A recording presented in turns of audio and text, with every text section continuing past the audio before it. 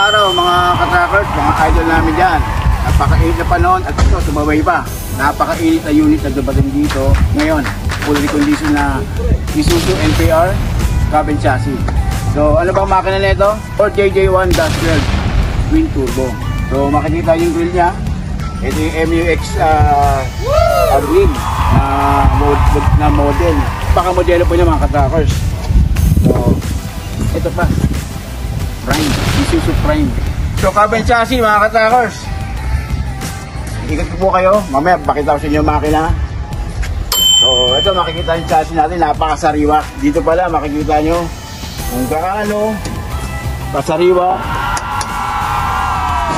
ang loob. Kasi wala pang laman to mga ka-trackers, no? So kahit sa loob, makikita nyo yung loob ng chassis. Ayan.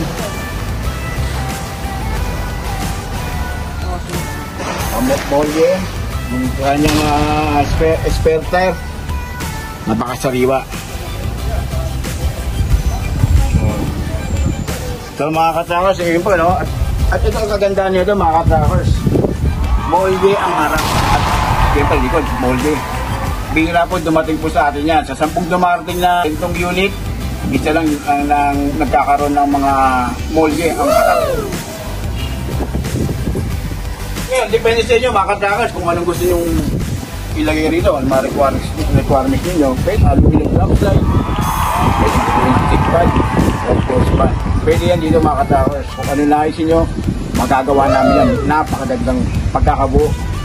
May gusto ng mga ikakagawa na rito. So mga ka-trackers, ang makina, napakasariwa. Iangat ko. So bago pala mga ka-trackers, no? 6 studs or 6 holes. Yan. So maraming mga ka-trackers natin.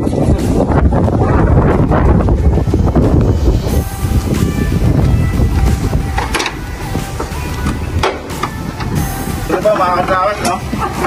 Ang engine po natin is Ford JJ1-12 twin turbo. Napakasariwang makina.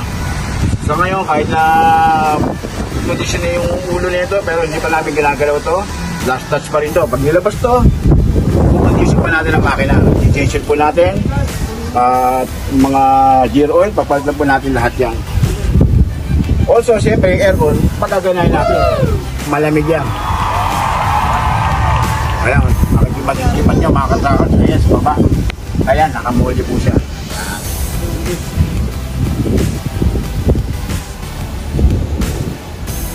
Ganyang kasariwa ang mga unit sa Golden 20 mga ka-trackers, no?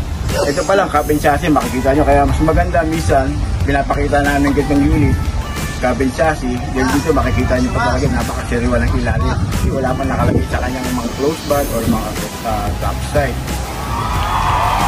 Ayun mga ka-trackers, no? Ayun, yung kanyang ventilator niya, na bumbu pa yan. Para yung init, di ba sa loob. Ibig sabihin, napakasariwa. Ulitin ko mga ka-trackers, no? Ito, nakita nyo, cabin chassis, napakasariwa. Ano ba gusto nyo? Drop side, aluminum o yung regular siding lang, close band, stick body. Pwede.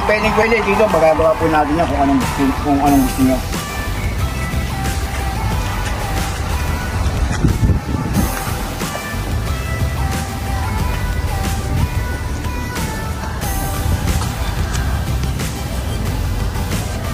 So ayan mga ka-trackers, no? Pagkita yung engine, no? Ford JJ1-12 napakamodelo. At ito nga pala mga ka-trackers, no? Ang gulong pa lang, panalo ka na rito. Dito mo, lubog yung daliri ko. Napakasariwa nito. Lahat yan, pantay lahat yan. Ito pa isa. At syempre, uwig Japan to. Dunlop ang tatak.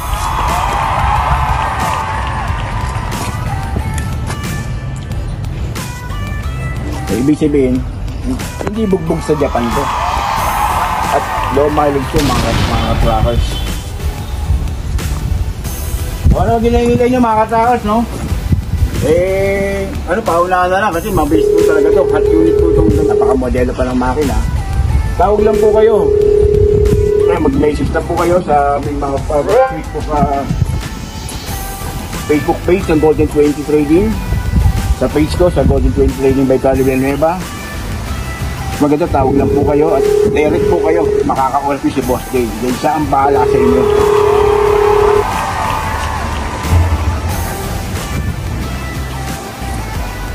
So mga karas, ano ba? Pag nang matupit-tupit pa, ang bilis na ito. Tawag lang po kayo. Ayan, lalagyan namin number dyan. Napag-initan nyo. Thank you.